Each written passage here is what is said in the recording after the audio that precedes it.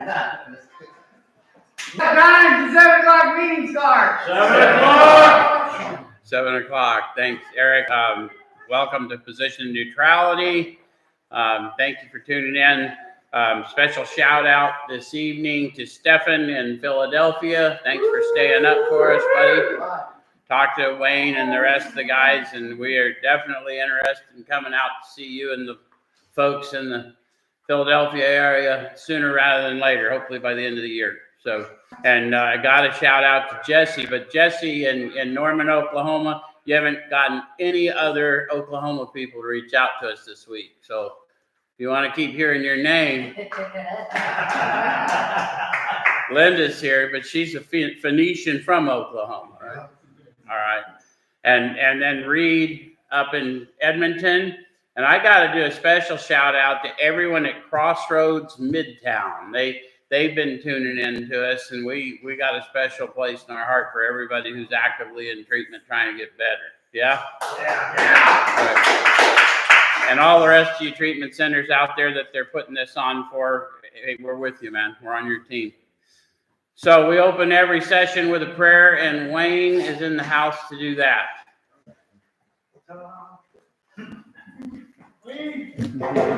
Oh, I'm moving the chair around. Heavenly Father, thank you for this time that we could spend together, Lord. Awaken us, Lord, that we can go out and better serve you. Speak to us, Lord. Give Joe the words to speak. In Jesus' name, amen. Amen. All right, thank you, Wayne. So as Wayne maybe tipped some of you off tonight, we're going to look at steps 10 and 11. We look at them together because together they sort of encompass the discipline of a conscious walk.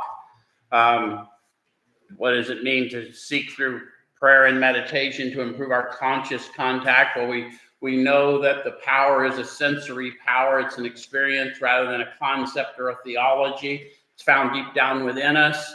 It expresses itself as power, peace, happiness, sense of direction by the author's witness. Some of us are growing into that. So now to improve consciousness of that power, peace, happiness, sense of direction flowing into us, we get more discipline, all the practices we've learned. Yes? Yes.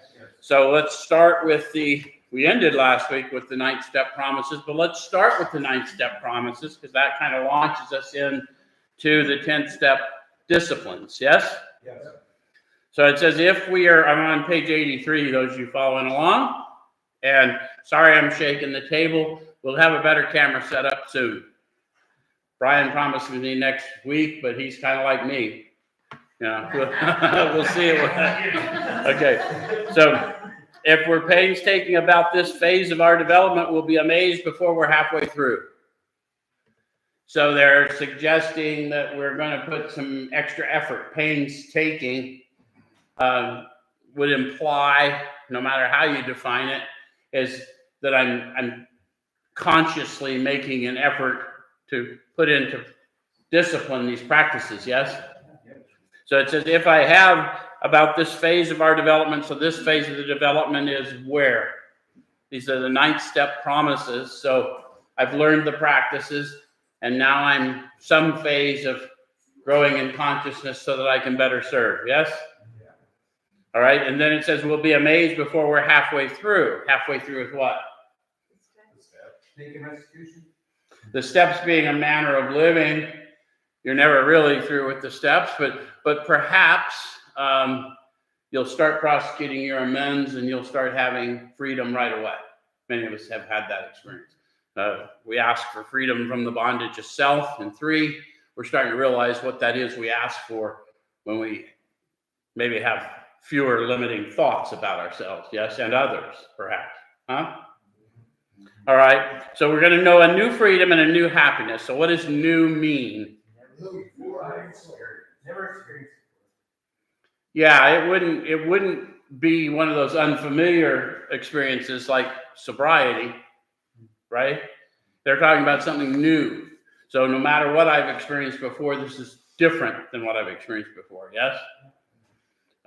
We're going to know a new freedom and new happiness. We will not regret the past nor wish to shut the door on it. Why?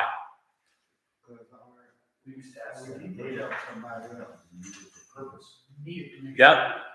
Yeah, Rick says I'm going to use it and put it to purpose to help somebody else.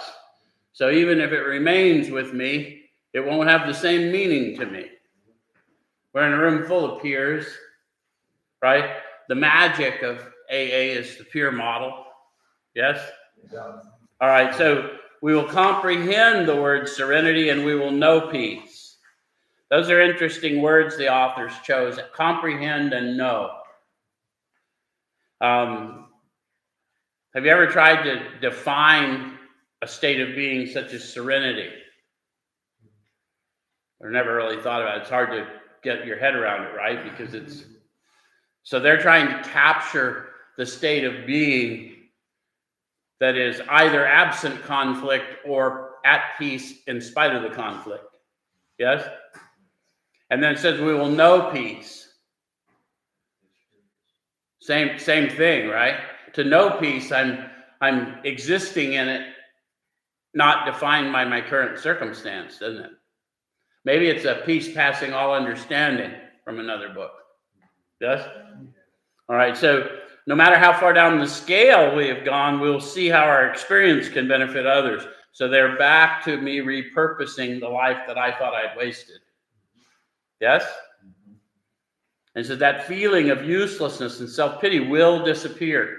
Look how emphatic they are in that. A lot of times you read these on the wall and you don't internalize this is what it's like to awaken in the spirit, to be relieved of the bondage of self. And so that feeling of uselessness that drove me many times in my life, I was incomplete somehow. Therefore, I need some experience, some sensory thing to complete me or to give me whatever. Yes? I need a title. I need money. I need position. I need a new car. I need a new drug. That finding all that within without going out in that world of illusion. Yes? All right. So we'll lose interest in selfish things and gain interest in our fellows. What they say the problem really was. Selfishness, self-centeredness, driven by 100 forms of fear, self-seeking, self-delusion, self-pity. I step on the toes of my fellows and they retaliate. Yes? And so now I've examined those fears. I'm confronting those fears. I'm forcing myself to think of your needs and work for them instead of obsessing about my own. And in that process, self-seeking disappears. I'm starting to see the benefits. Another book talks about it's more blessed to give than to receive. And I'm starting to learn that quite possibly is true. Yes? All right. And so self-seeking will slip away. Our whole attitude and outlook upon life will change. Life changes meaning when I stop thinking all my existence is about gathering unto me. When I find joy in lifting people up, I find my motivations change. Yes? Fear of people and of economic insecurity will leave us. See, a lot of the desires that raged within me from James, which they quote a lot, were caused by my attachment to things that money or prestige or something would give me. So when that leaves me, that fear of economic insecurity, the fear of people leaves me, and I'm able just to be authentic as I am, I find freedom in that. It's an awakening and a realization that you're never going to like me if I don't show you who I am.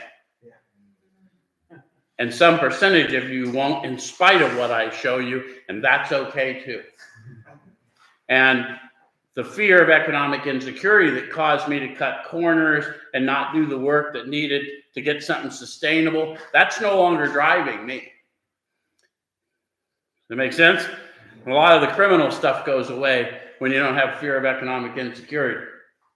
For those of us that have had addictions to adrenaline brought on by criminal activity.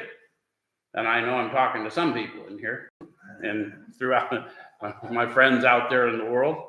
All right. So we'll intuitively know how to handle situations which used to baffle us. What are they talking about? How many of you had so many choices to make you couldn't make one? So how many of you just found you doing the right thing because it seemed indicated in the moment? Not because you said this is right and this is wrong, just because you were busy serving. Yeah, so then you're intuitively, right? All right, so we'll suddenly realize that God is doing for us. Oh, that's another thing, guys, if you're new to us. When I say God, they say power. And that's so we don't confuse anyone new to this. Remember, half the original fellowship were atheists or agnostics declared. So we don't want some experience with religion or philosophies or theologies to scare anyone away, but everyone understands power, right? And so we want to lose your idea of what you think that word God means. And for us, it is interchangeable with power, right? Because for powerless people, what I need is power, not a new theology. Yes? All right. So God is doing for us what we could not do for ourselves. And then it says, are these extravagant promises? The authors say we think not, but in fact, when we consider them, they are extravagant promises. Yes? And so the point is that the authors of this book were a lot like many of us, and we were prone to exaggeration from time to time. We would embellish things sometimes in order to get an outcome we wanted. And so the authors wanted to be careful when they're describing this magnificent transformation that came over them and these others, thousands they're witnessing to. They go, no, really, dude. I know you knew who I was, but that's not who I am. I'm telling you, this stuff's available to you. Yes? So it says, we think not they're being fulfilled among us, sometimes quickly, sometimes slowly. They will always materialize if we work for them. And then it immediately jumps into this thought, brings us to step 10. So what thought did they leave us with? And if they're not there, what's missing? The work, right? We're in the chapter into action, right? And then it's going to be followed by working with others. And so I'm always, the minute I fall out of this consciousness, I know what's indicated. Yes? Yes. Again, it's a textbook. That's what they told us. This is a very simple textbook for a very complex machine, the human mind. And if we will stay in these disciplines, we'll get these results because they got these results. Thoroughly followed our path. Yeah? Yeah. All right. So this thought brings us to step 10, which suggests we continue to take personal inventory and continue to set right any new mistakes as we go along. They wouldn't have said continue if they didn't start. So when did they start taking personal inventory? Probably in the fourth step that they were shown by the AAs. Yes? And then it says continue to set right any new mistakes as we go along. When did they learn to set right mistakes? Probably in that the product of the fourth step is the 8-step list and the 9th step approaches. Yes? And then it suggests that we're going to do that when? As we go along, rather than let it pile up. How many of you have had baggage pile up on you? Like, yeah, it may be something we can deal with relatively easy in the moment, but when it's stacked on top of all the other day's troubles, it may be more insurmountable, or seemingly so, yes? So the practice and the discipline is to keep inventorying and clean it up as I go. Yeah? All right. So then it tells us that we vigorously commenced this way of living as we cleaned up the past. So now they're telling you back in how it works. They said the people who do not recover are people who cannot or will not completely give themselves to this simple program, usually men and women incapable of grasping and developing a manner of living. And so now they're going to tell you precisely what that manner of living is so that you can judge for yourself if it's a tall order or, is this more of me making up crap that I can't do, or is this really something I can't do, right? And the truth is, once I'm looking inward for power, the reality is I can do a lot more than I thought I could. Most of us have that discovery. So we have entered the world of the Spirit. That's an interesting declarative statement. What's it like to have entered the world of the Spirit? Peaceful. Here and now. They kind of just described it in all those promises we went through, didn't we? We don't regret the past, nor wish to shut the door on it. Right? No matter how far down the scale I've been, I can see how my experience can benefit another. Yes? So the realm of the Spirit, awakening to the Spirit, realizes there's nothing I've been through that can't be put to purpose. I just need to have my will properly aligned. Yes? All right. So then it says our next function is to grow in understanding and effectiveness. So understanding of what? Effectiveness at what? Understanding of me and effectiveness of helping other people. Yeah. Yeah. How many of you gained a little understanding of yourself as sick as opposed to flawed in some way? How many of you found out that addictive disorder is in fact a mental illness with symptomology and that you don't cure it on your own in all likelihood?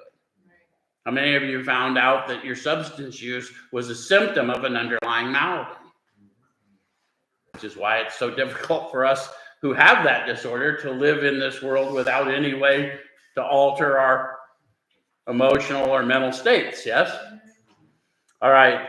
So then it says this is not an overnight matter. It should continue for our lifetime.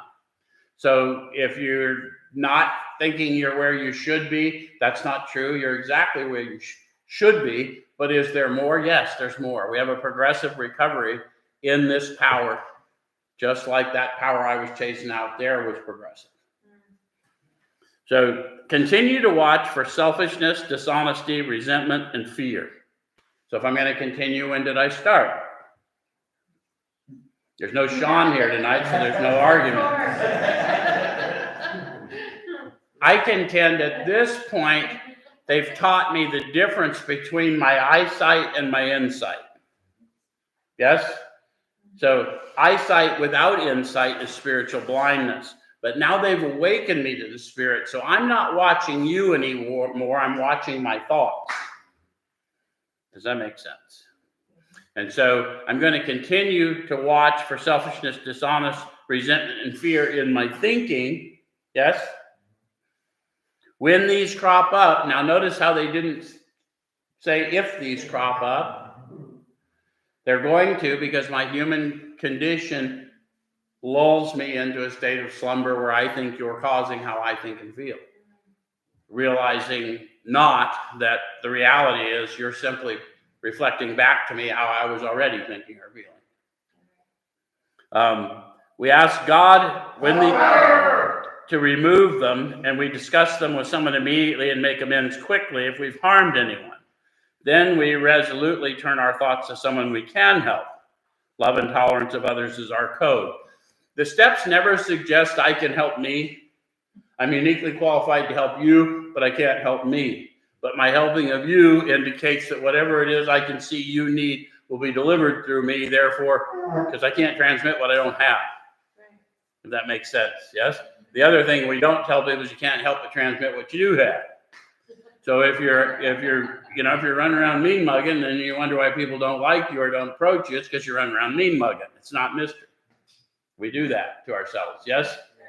So those are the principles we're going to practice in all our affairs. It's not the long list that we got 15 years later in 12 Steps and 12 Traditions. This book was written before. All the authors agreed on it. Watch, ask, discuss, turn. Yes? So those are those practices that I'm going to get disciplined in. Watch for selfishness, dishonesty, resentment, and fear. Ask at once to remove them. Discuss with another person. Resolutely turn my thoughts to someone I can help. Yep. All right. And then love and tolerance of others is our code. Love what? Tolerate what? Love the person telling you they're crazy. Yep. Love the people, right? Separate the sin from the sinner, from my Baptist friends, right? Okay. And then we got another set of promises, and we have ceased fighting anything or anyone, even alcohol. by this time, sanity will have returned. Guys, over the years, we've lulled into a state of anything goes in our fellowships, and we tell people to keep fighting and keep nonsense. If you're fighting, you're doing it wrong. You'll lose that fight. You're fighting with illusions. Let us help you get armed with the facts about yourself. Use those facts to lift up your brother and sister and see what happens for you. Does that make sense? Some of you felt that. I'm feeling you feel it. And I heard from my friend in Oklahoma. He sent me a note last week. He said, man, when you say we can feel it all the way over here in Norman, Oklahoma. I said, they can feel you everywhere in the world, brother, because that is a spirit that just transcends borders. That's what we share. That's why we know each other no matter where we are. All right, so then it says and we have ceased fighting anything or anyone, even alcohol, for by this time sanity will have returned. We'll seldom be interested in liquor. If tempted, we recoil from it as from a hot flame.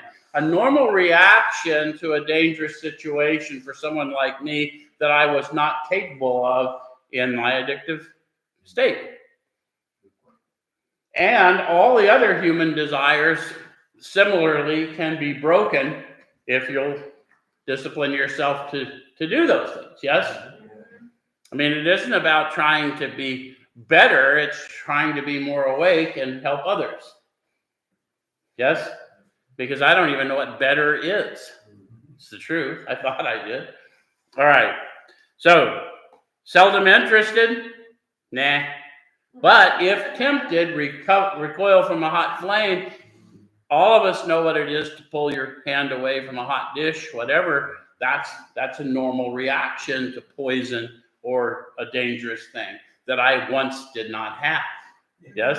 Yeah. All right.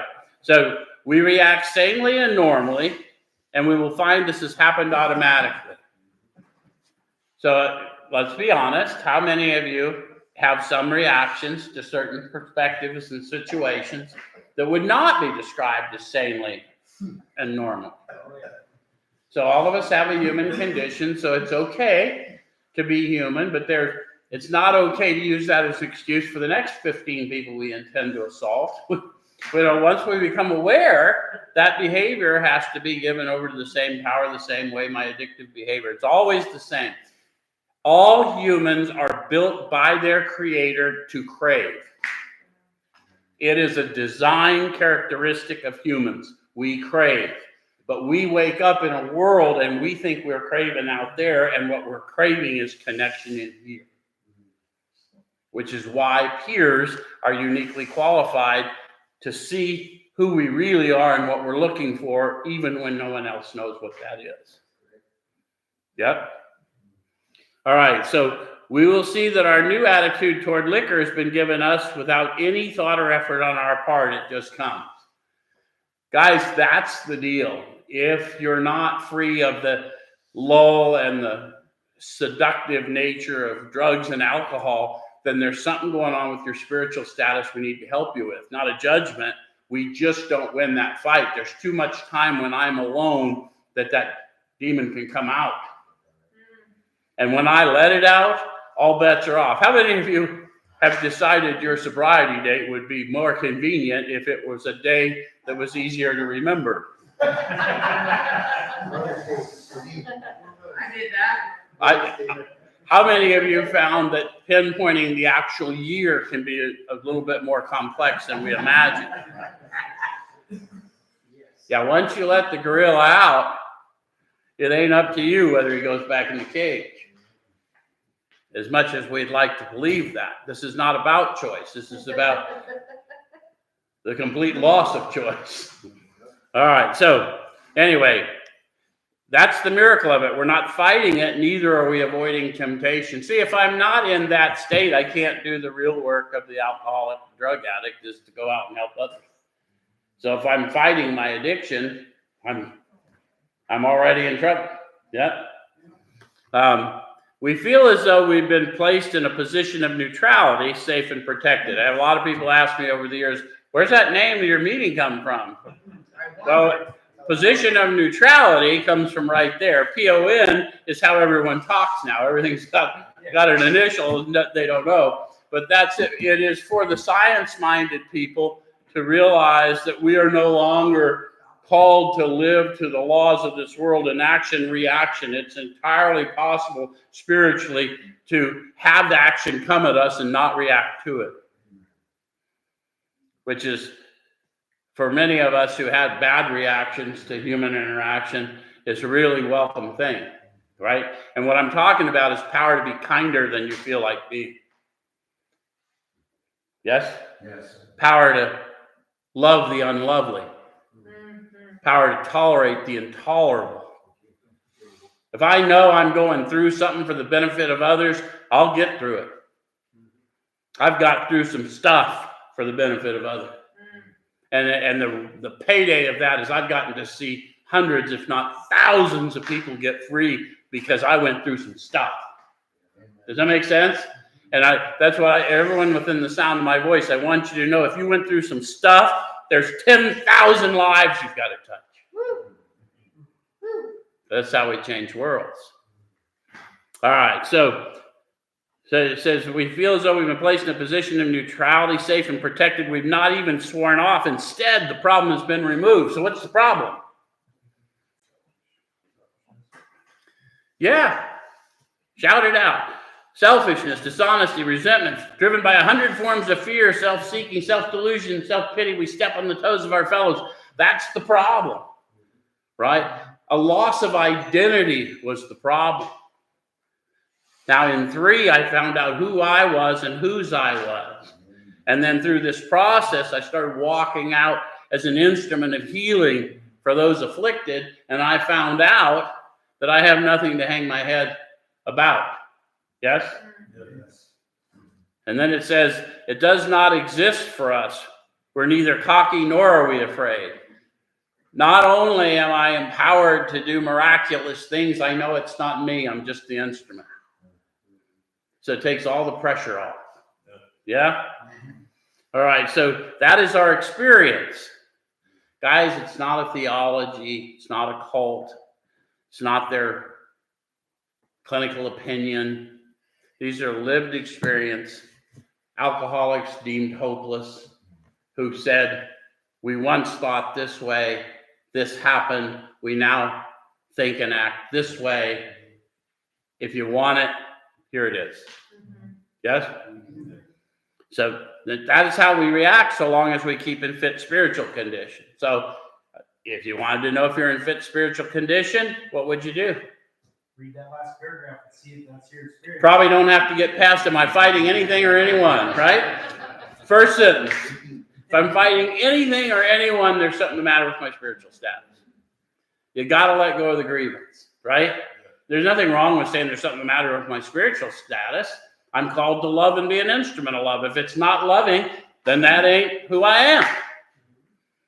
Yeah? Okay. All right, so it's easy to let up on the spiritual program of action and rest on our laurels. Now they're letting us know. Look, sounds easy, right? Simple, but not easy. So what are laurels? Achievements, butt cheeks. Basically, it's just past accomplishment, right? Just past accomplishment, right? You're going to need to do what you do every day if need be. And I don't mean necessarily just going to meetings. Some people don't go to meetings for years, but you got to find a way to serve. You got to live in a world bigger than you. That's my experience. I've seen people get well who don't do all the things everyone says, but somehow you've got to get out and make yourself useful to others. All right, so we're headed for trouble. That's why we suggest sponsorship and fellowship and all the things we suggest, by the way. So those of you who want to hate on me and say, you telling me? No, that's not what I said. What I said was, none of you are telling you what you have to do, but you've got to think of someone other than yourself to get well. Right. That's what we're telling you. And if you'll engage with them for a period of time, your chances of staying well are much greater. Right.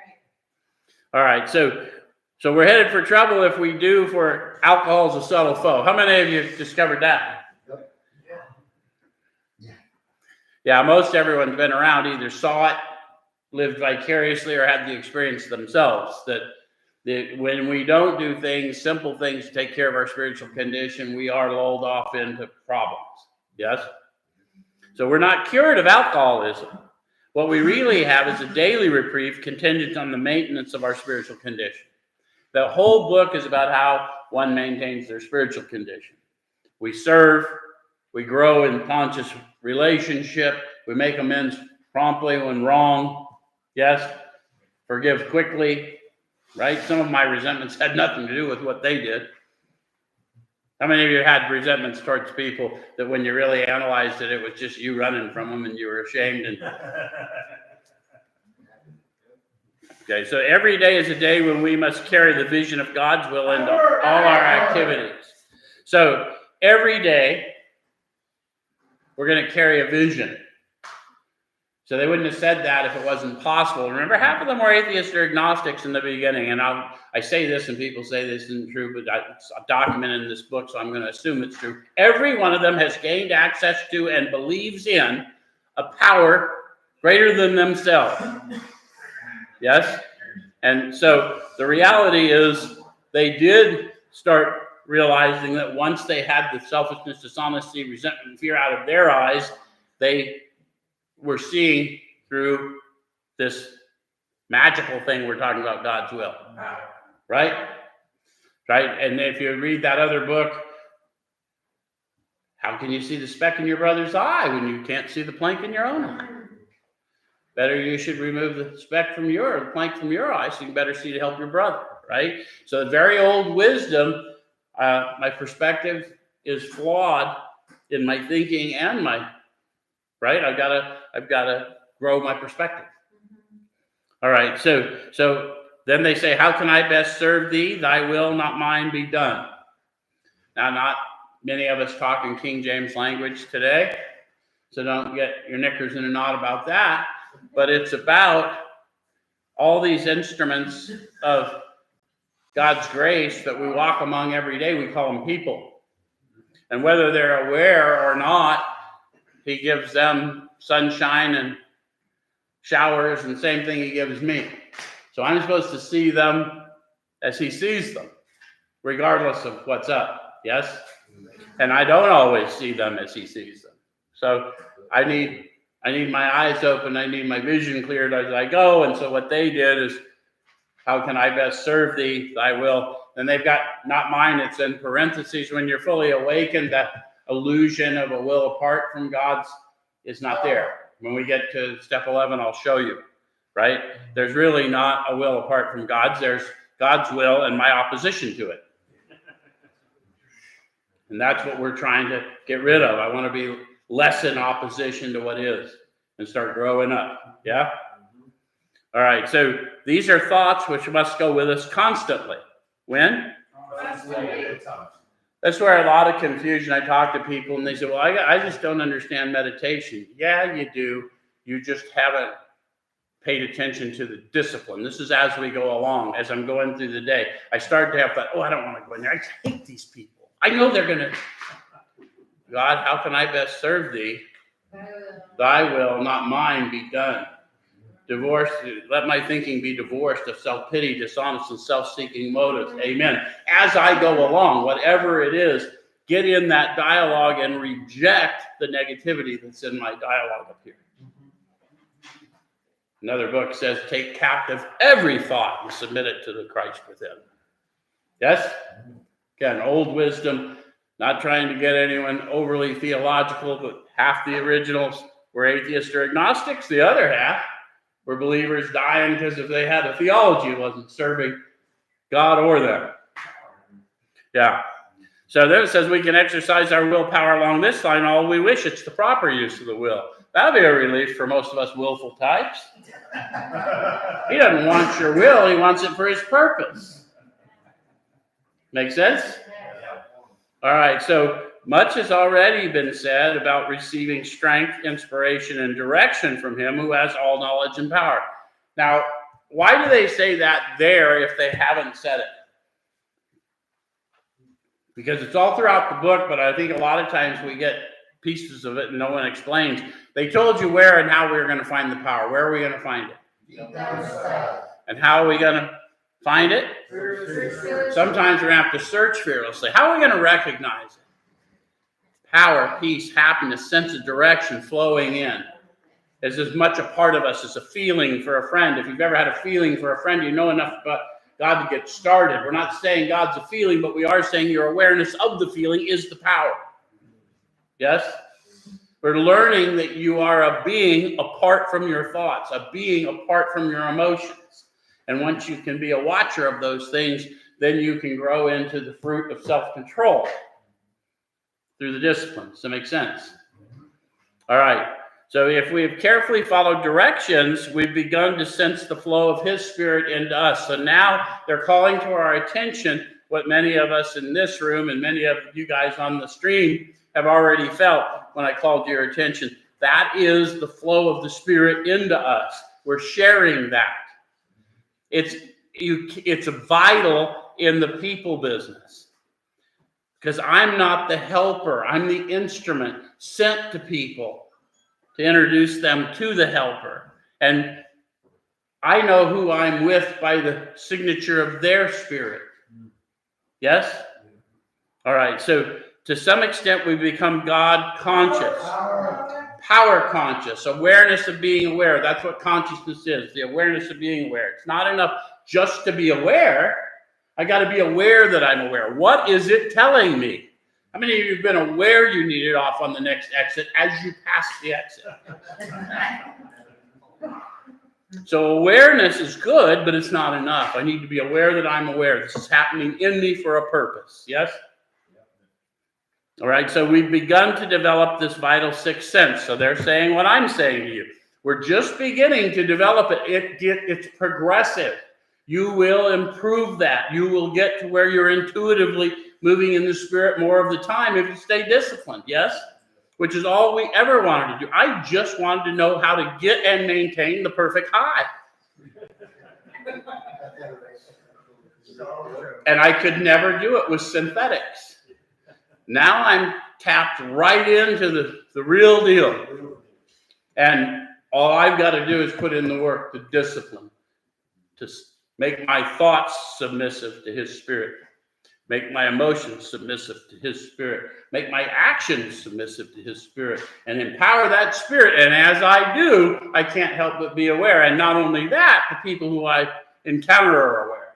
And if you don't believe that, ask anyone that goes anywhere with me and watch how all the people come running across parking lots asking me for stuff. And they're not coming to me. They're coming to him. So it's incumbent upon me to act more like him than me, which keeps me disciplined. Yes? But we might, and the more of that you do, folks, the more he's going to give you. If you ever wanted to do something really big, serve God. Amen. You will find that he will give you progressively more large and important assignments. And there are no small assignments. If you're a good host, then that gift of hospitality should be put to use. Yeah? All right. But we must go further, and that means more action. So in order to develop this vital sixth senses, I'm going to have to actually take the power out for a walk. Yes? All right. So step 11 suggests prayer and meditation. This is how I'm going to learn about that sense of direction. Yes? I mean, I would pray for outcomes, and then I'd somehow get delivered through. Sometimes I went through, sometimes they got removed, but I realized that prayer got results. But then when I really wanted to serve and I really wanted to help people, now I'm going to need to get informed about what it is I'm there to do, what it is they really need versus what they may be saying or showing me. Yes? So we shouldn't be shy on this matter of prayer. Better men than we are using it constantly. Now, what are they? That word constantly coming up again. All day as we go along, constantly. It works if we have the proper attitude and work at it. So all that's required to grow in the conscious walk is you honestly want to and you're willing to make the effort. Just like they told you, picking up the spiritual tools. The steps are all inclusive. They're not mutually exclusive. That's what I think people get confused about. People make workbooks and they do all those things and we get all confused. No, the authors of this book didn't do the 12 steps at all. But what they did do is they did those disciplines, those 5 principles, very diligently. They grew in this experience, and then they got together and they had group conscience to figure out, pray for the man who was still sick, and they grew in disciplines on how to help people. And that's why the fellowship grew and grew and grew, because it was at the core power. Yeah. So if you haven't been getting it, understand you're going to have thoughts about all kinds of things as you go out and serve. You're going to have that person that you just dread seeing coming in the meeting, and that you're just, oh God, I can't stand this guy. And then one day he's going to come up and go, now I've been watching you. Will you be my sponsor? And it will humble you, and you'll find out you never knew anything about them. And what they're giving you is the gift of those old ideas that are holding you back. See, many of us tried to hold on to our old ideas, and the result was nil until we let go absolutely. I don't even know what those old ideas are until someone helps me unpack them. So that's how reliant I am on the opportunity to serve others. I can't get the healing I need till I can recognize the need for it in you. So it would be easy to be vague about this matter. So I'm not mad at anybody in the modern fellowships and churches and all those places that make this seem so mystical that we can't do any of it. But these authors were very careful to lay down exactly what's up. If you want to grow in it, there's no magic to it. The magic's in us, but it's not of us. So it's supernatural power available to everybody. And there's some disciplines that will help you improve it. Yes? And it's always for purpose. So it says, yet we believe we can make some definite and valuable suggestions. So here's where we get into suggestions and sometimes arguments. They say when we retire at night, we constructively review our day. So they're going to assume I was supposed to do it all day as I went along, and they're going to assume, like most of us, I did not. Yes? At some point, I lapsed into sleep, and it was just too busy for that. Yeah. So they're saying before you try and lay down and get some rest, let's clear the plate. Yeah? So, and if you don't believe me, that's what happened. Look at what they got me looking for. Were we resentful, selfish, dishonest, or afraid? So they knew that they knew that they knew because they knew them, not that they knew me. But when they knew themselves, they shared it with us, right? And then they came to know this power that we share. Yes? All right. So, do we owe an apology? This is where if you guys are growing, you're getting ready to start doing some active sponsorship or whatever you want to call it.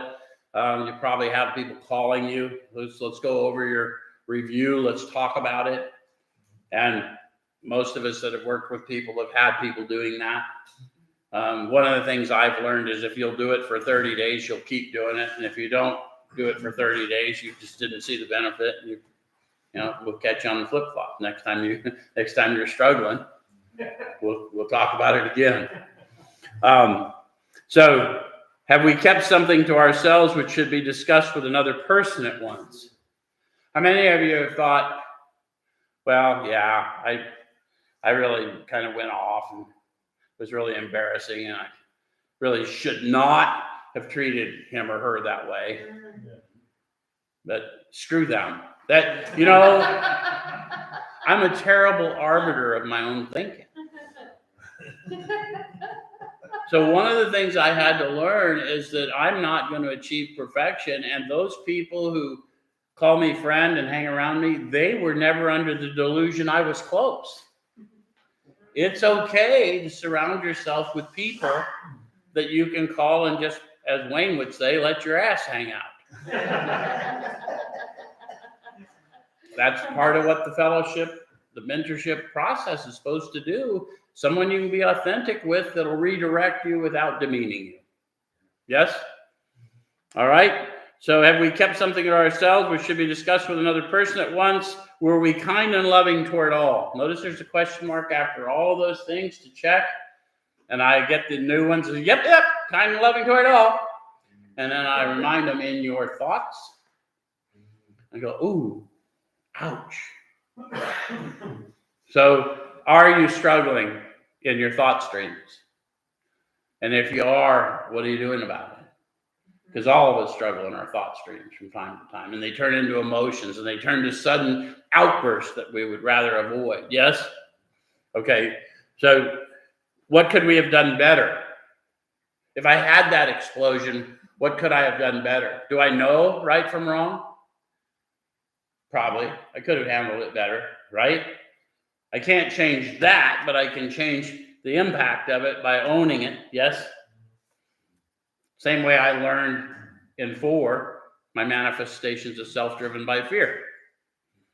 Were we thinking of ourselves most of the time? How many of you got caught up in some of your own stuff? I don't care how deeply personal it felt. Most people don't do things to us personally that much of the time. It just always feels personal. Does it make sense? I mean, there are people that are just intentionally wanting to harm you, but they're not nearly as common as we think they are. Because I don't intentionally try and hurt you 90% of the time that I do hurt you, right? And I'm not naive enough to think that I haven't slighted someone because of my own nonsense and hurt their feelings without even knowing it, because I know I have. If you're in demand very much, you'll do it. That's what happens. Or were we thinking of what we could do for others, what we could pack into the stream of life? That's where my thoughts are most useful. What can I do to make this a better world? What can I do to make your world better? Yes? Yeah. And then it says, but we must be careful not to drift into worry, remorse, or morbid reflection, for that would diminish our usefulness to others. So how many of you do that? You look around at all the things that you think you should be doing, and I can't do that. I can't do. Or maybe you made one mistake, and now you think it's negated all the good you've ever done. Have you ever done that? After making our review, we ask God's forgiveness and inquire what corrective measures should be taken. Guys, I know that lots of people over the years have taught you got to forgive self. I come from a tradition that's fundamentally not true. You got to believe in the one he sent. He dwells in you. The price for forgiveness has already been paid. You're an instrument of forgiveness. Forgiveness is a divine act. The roots of this are seeking divine forgiveness, because when forgiveness is granted, it either erases those memories or it repurposes those memories and experiences for us. And in 12-step recovery, it is our job to participate in the repurposing of those difficult experiences. Yes? Yes. So it isn't about forgiving yourself. It's about putting to use those experiences. I need you to get out of condemnation and understand who you are and whose you are and walk in it. Right. Yes? So on awakening, let us think about the 24 hours ahead. So what happened in between my asking for corrective measures and awakening? Yeah, theoretically, I went to sleep. And I know that's a strange concept for some people, depending on what they've been doing. But the reality is there is divine revelation in dream. And so if you don't know that, one of the things that will happen, sometimes you've had revelation all night and you're even dreaming that you're awake, trying to remember what it is. And the minute you get up and do anything, you've lost it. It's like a curtain comes over it. I used to send out verses every morning. And I sent out a verse one time. I woke up at like 2:30 in the morning. I sent out a verse, and I happened to send out the 23rd Psalm, which is, those of you that know the book know, but those of you who don't, it's often associated with funerals. And a guy that I'd been sending it to for years called me, and he goes, God, that was good timing. Dad just passed. It was such a dark moment. And then that Psalm came to me and lifted my spirits. I just wanted you to know. But some of you are feeling that. So that was a divine revelation that came in the dream state. And so if you don't know that, in the spiritual realms, all communication is done in the spoken word, through prophecy, or through vision, or through dreaming. So if you want to awaken to higher purpose, you're going to have to start becoming aware of that source of life that's sustaining you through that sleep state. Does it make sense? Yeah. So on awakening, I want to get what I got. Maybe it's nothing, but maybe it's something. And if any of those things, those experiences I shared with you resonated with you, then you can see why you might want to improve that. Yes? All right. So what did I do? On awakening, let us think about the 24 hours ahead. We consider our plans for the day. Before we begin, we ask God to direct our thinking, especially asking that be divorced from self-pity, dishonest, or self-seeking motives. So now, instead of catching it on the fly, I'm going to try and catch it preemptively. Does that make sense? So if I know I'm going into a difficult situation, there's a prayer. And it's not overly theological. If you know you're going to a meeting where you're going to see somebody difficult, please direct my thinking, especially that it be divorced of self-pity, dishonest, self-seeking motives. These people that are brand new, I can't go in a store, I walk through the liquor aisle, it just calls to me. Direct my thinking, especially to be divorced. You see what I'm saying? We can arm them with tools that will let them find out prayer works. Because it does. And then it says, under these conditions, what conditions? No self-pity, no dishonesty, no self-seeking motives. The dishonesty is not my outward dishonesty, it's my inward dishonesty. Right? Okay, so under these conditions, we can employ our mental faculties with assurance, for after all, God gave us brains to use. Our thought life will be placed on a much higher plane when our thinking is cleared of wrong motives. So the thought life is where we live out our whole human existence, and we don't even become aware of it until we grow spiritually. That's why everyone else looks older and you don't.